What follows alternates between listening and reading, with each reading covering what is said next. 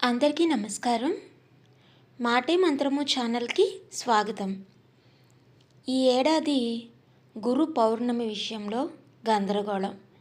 ఏ తేదీన జరుపుకోవాలి, పూజా విధానం ఏమిటి అంటే, గురు పూర్ణిమ రోజున పూజలు ఉపవాసం చేయడం వల్ల జీవితంలో సుఖ సంతోషాలు శ్రేయస్సు లభిస్తాయి.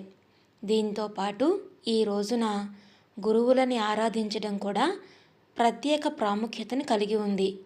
అయితే ఈ ఏడాది గురు పూర్ణిమ జరుపుకునే తేదీ విషయంలో గందరగోళం నెలకొంది.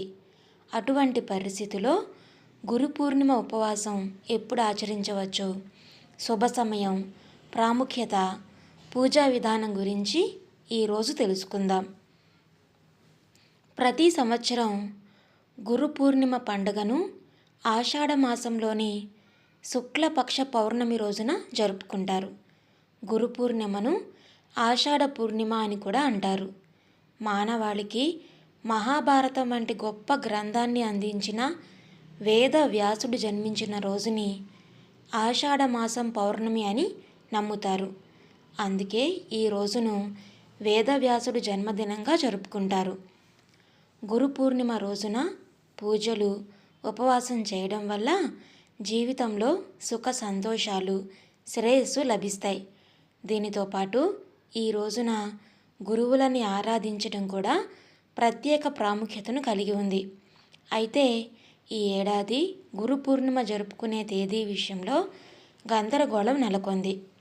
అటువంటి పరిస్థితుల్లో గురు పూర్ణిమ ఉపవాసం ఎప్పుడు ఆచరించవచ్చు, శుభ సమయం, ప్రాముఖ్యత, పూజా విధానం గురించి ఈరోజు తెలుసుకుందాం. 2024 గురు పూర్ణిమ ఎప్పుడొచ్చిందంటే, పంచాంగం ప్రకారం ఆషాఢ మాసంలోని పౌర్ణమి తిథి జూలై 20వ తేదీ సాయంత్రం 6 గంటలకి ప్రారంభమవుతుంది. ఈ తేదీ జూలై 21 సాయంత్రం 3:47 గంటలకి ముగుస్తుంది.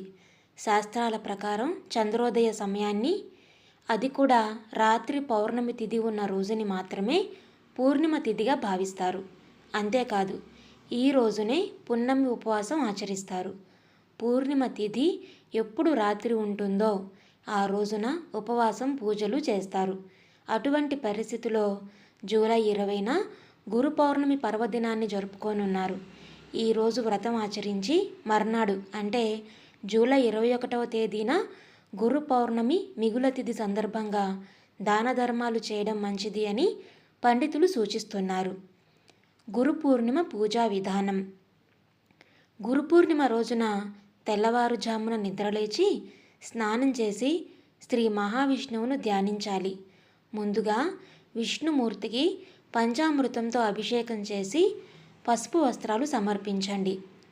పూజ గదిని శుభ్రపరిచిన తర్వాత విష్ణువు, లక్ష్మీదేవి, వేదవ్యాసుడి విగ్రహాలని ప్రతిష్ఠించండి. దీని తర్వాత దేవుళ్ళకి చందన తిలకం అద్ది కుంకుమ పెట్టి ఉపవాస దీక్ష చేస్తానని ప్రతిజ్ఞ చేయండి. అప్పుడు విష్ణువుతో లక్ష్మీదేవిని, వేదవ్యాసుడిని పూజించండి. దీని తర్వాత గురు చాలీసా పారాయణం, దాంతోపాటు గురు పూర్ణిమ వ్రత కథను పఠించండి.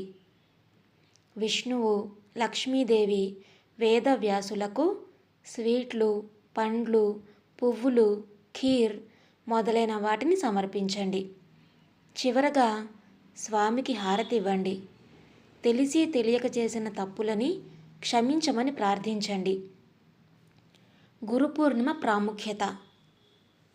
పౌరాణిక విశ్వాసాల ప్రకారం గురు పూర్ణిమను మహాభారతాన్ని రచించిన మహర్షి వేదవ్యాసుడి పుట్టినరోజుగా జరుపుకుంటారు.